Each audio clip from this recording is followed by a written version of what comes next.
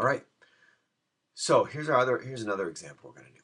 Let's say we want to take a look at the depth of the snow. All right, so maybe someone measures the snow depth in the recent snowfall to be, let's say, around 35 centimeters of snow. Now, how many meters is that? All right. Well, again, we're going to use our little chart here, and we're going to say we want to get from centimeters to meters. So starting at centimeters, we're going to go to the base unit of meters. We're going to go 1, 2 places, and that's 2 places to the left. That's 2 decimal places. So 35, go 1, 2 is 0.35 meters. And that's about the depth of the snowfall that we might have gotten on a particular evening. All right, we'll try another couple here. So let's say in the olden days, long time ago, when I was your age, computers were really fast if they might have been, let's say, 13 kilohertz. Nowadays they're in the gigahertz range, but that's a measure of the speed or the frequency at which the computer chip can process. Now, how many millihertz is that? How many millihertz is that? All right, well, let's go up and back up to our chart. I think I'm going to erase the marks I made on there so it's fresh for us. All right, so how many millihertz? All right, so I'm starting at kilo and I'm going to milli.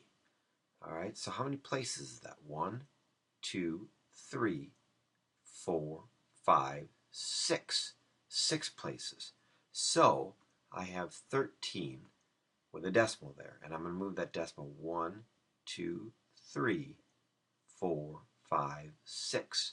So that's 13 followed by 6 zeros, and that looks like 13 million millihertz.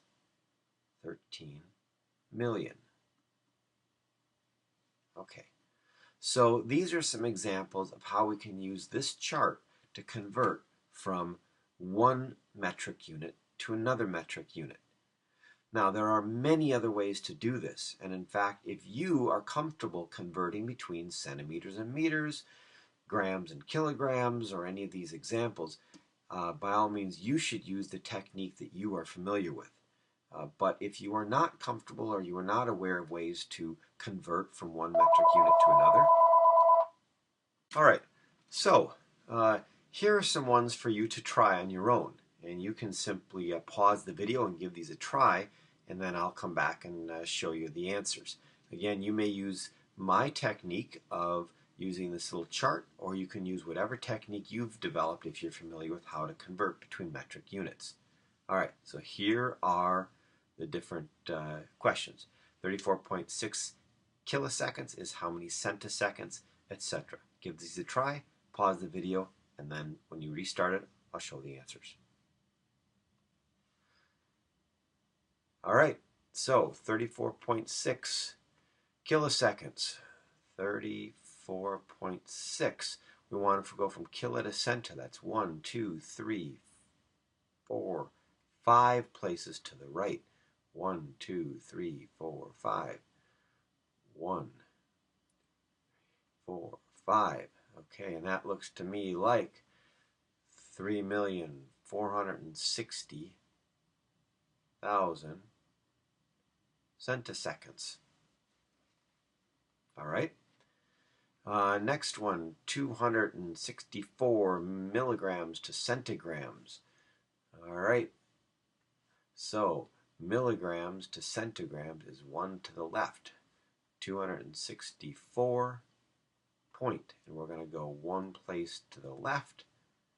So that's going to be 26.4 centigrams. All right, and there are the rest of the answers, rounding those out.